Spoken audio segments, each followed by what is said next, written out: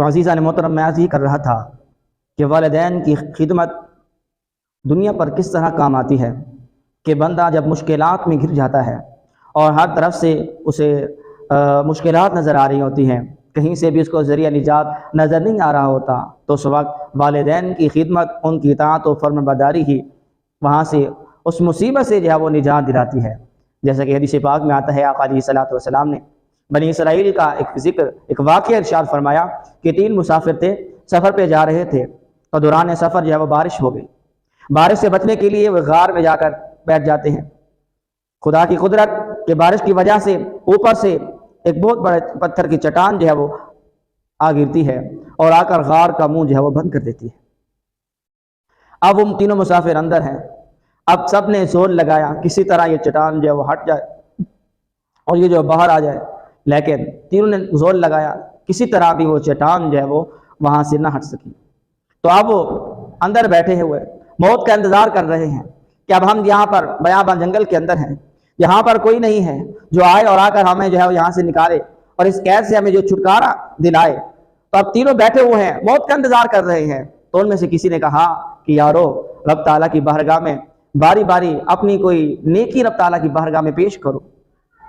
اپنی زندگی میں جو تمہیں معلوم ہو کہ یہ سب سے بڑی میں نے یہ نیکی کی ہے، تو وہ رب تعالیٰ کی بارگاہ میں پیش کرو، اس کے وسیلے میں رب تعالیٰ سے دعا کرو، تو ہو سکتا ہے رب تعالیٰ کرم فرما دے۔ تو تینوں نے پھر باری باری جو ہے وہ اپنی اپنی ایک نیکی جو ہے وہ بیان کی۔ بہرحال ہمارا موضوع جو ہے اسی کے متعلق، تو ان 3 میں سے ایک شخص نے دعا کی کہ یا باری تعالیٰ، تو جاننے والی ذات ہے کہ میرا کام یہ تھا کہ میرا ریوڑ تھا بکریوں کا، اور میں بکریوں کو لے جاتا چراگاہ میں، ان کو چراتا اور شام کو واپس آتا۔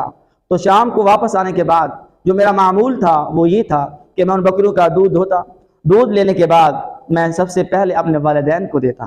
اپنی ماں کو پلاتا، اپنے باپ کو پلاتا، اور اس کے بعد پھر اپنے بیوی بچوں کو اور خود استعمال کرتا۔ لیکن ایک روز ایسا ہوا کہ مجھے قریب چراگاہ نہیں ملی، اور میں اپنے جانوروں کو اور اپنی بکریوں کو چرانے کے لیے جو وہ دور لے کر گیا،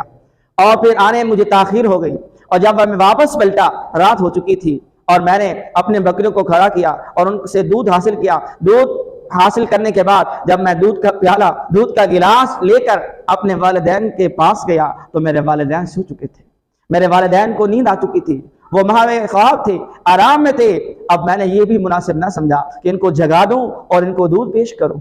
میں نے ان کو دودھ نہ پیش کیا، بلکہ ان کے سرہانے میں کھڑا ہو گیا کہ جب خود نیند سے بیدار ہوں گے تو ان کو دودھ جو ہے وہ پیش کروں گا۔ اور میرے بچے جو کہ بھوک سے رو رہے تھے، یہاں تک کہ میرے بچے میرے قدموں پہ پڑ گئے کہ ہمیں دودھ دیا جائے، لیکن میں نے یہ گوارا نہ کیا کہ والدین سے پہلے اپنی اولاد کو دوں۔ میں نے یہ گوارا نہ کیا،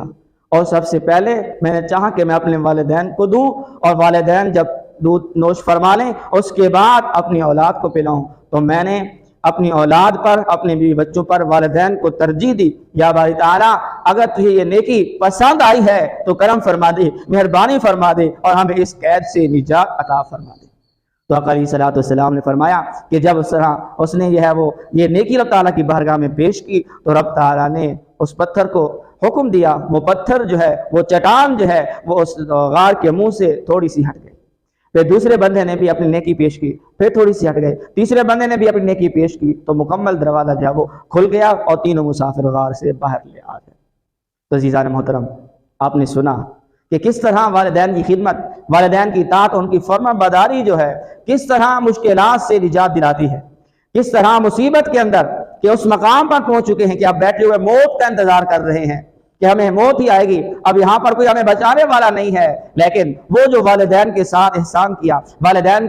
کے ساتھ جب وہ اس نے سلوک کیا، والدین کی خدمت کی، اس نیکی کو رب تعالیٰ کی بارگاہ میں پیش کیا، رب تعالیٰ نے والدین کی عظمت کے صدقے میں انہیں جو وہ نجات عطا فرما دی۔